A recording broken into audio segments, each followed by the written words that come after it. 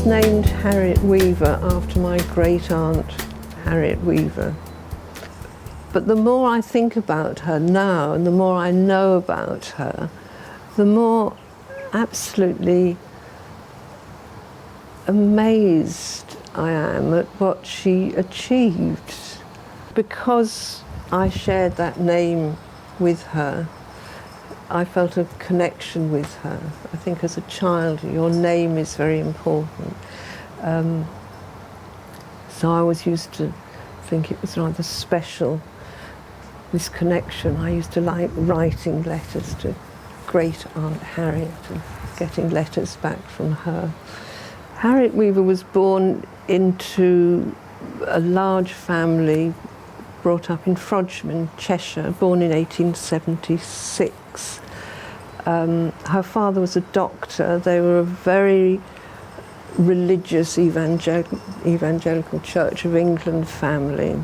She was aware that she had to keep to herself what she was reading because she wanted to read widely, and she was also reading people like John Stuart Mill on liberty, where he talks about the need for freedom and that different ideas shouldn't be stifled. Even if those ideas were wrong, it was still a bad thing to stifle ideas. So that led to her keeping different areas of her life separate. So to the family, she was always Harriet or Aunt Hat. And then there was the world of literature and publishing, James Joyce. And she always wrote to him as Mr. Joyce. He always wrote to her as Miss Weaver. So in that world, she was Miss Weaver, dear Miss Weaver. Throughout their friendship, dear Miss Weaver. The money that she inherited, she didn't believe in living off unearned income, so she felt very bad about having the money, so she was very happy to find other worthy causes, such as James Joyce. Well, to start with, The Free Woman and the Egoist magazine. And it's interesting because Joyce also wanted to get rid of money, but he did it in a very different way. He liked to spend lavishly and, would lavishly tip waiters and taxis and buy his wife and daughter fur coats to cheer them up. Similar but different relation to money. It's quite an enigma that she and Joyce were so very different, but there was this, it's sort of the incongruity of Joyce and Miss Weaver. What he was writing, how he lived, everything, and how she was, they were so different, but somehow they had this great respect for each other. When they were looking for a publisher for Ulysses, it was recommended to her that she should go and visit Virginia and Leonard Woolf. She brought in this very large brown paper parcel. In comes this very quiet, blue-eyed English spinsterly lady with this sort of dynamic, explosive material that she was asking them to publish. And Virginia Woolf rather sort of disdainfully described her as this spinsterly lady all buttoned up with her woolen gloves. And they turned down this suggestion. So she was quite hurt and angered by that. Aunt Hat always used to say rather bitterly, "And what's wrong with woolen gloves?" She became very concerned with his living conditions and extremely concerned about his health. She felt really keenly his suffering. She was very, very compassionate.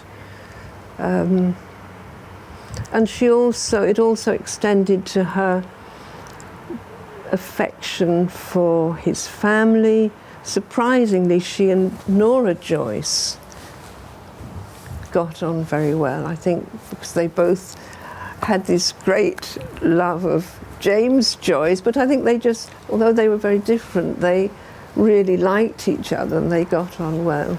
I went to Dublin a few years ago, and I first went to the Martello Tower, where the first thing you see when you come into the Martello Tower is the beautiful portrait of Aunt Hat in pride of place.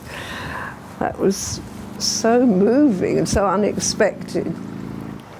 We went to the National Library of Ireland in Dublin, and there the keeper of special manuscripts showed us the copy that Aunt Hat had given to the library, which was her #1 copy of the first edition of Ulysses.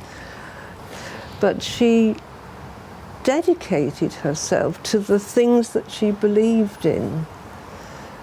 I think she was absolutely remarkable. Maybe it was rather a lonely life, because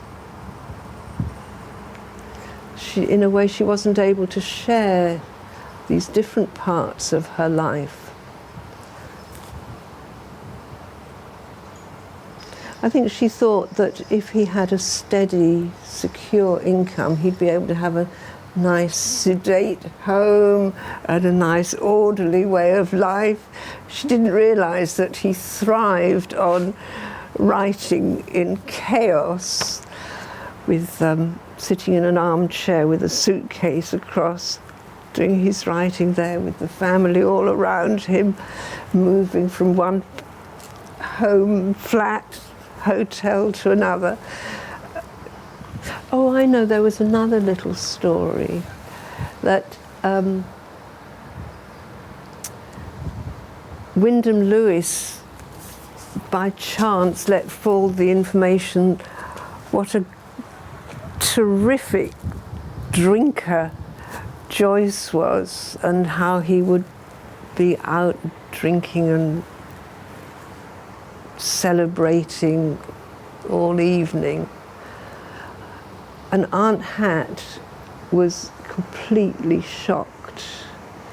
Although she was very liberal in all her so many other views, she, as a social worker, she'd worked in the East End of London, and she'd seen the effects on families, poor families in the East End, where the father would be drinking, and the dire effects on the family.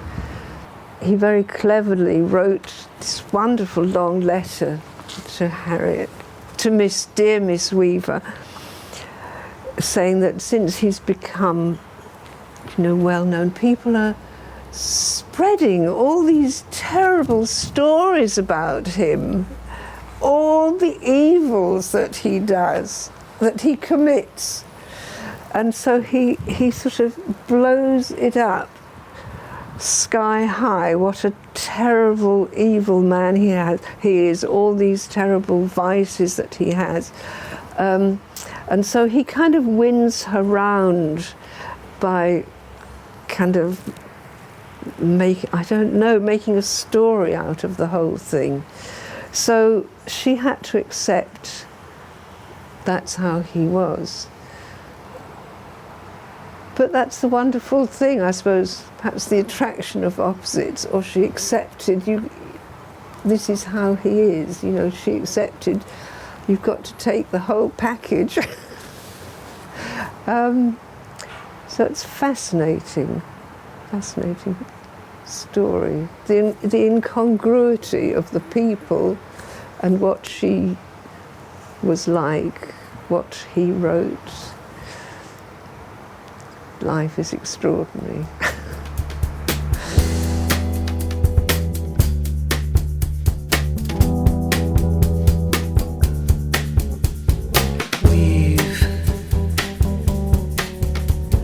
Weaver of the wind.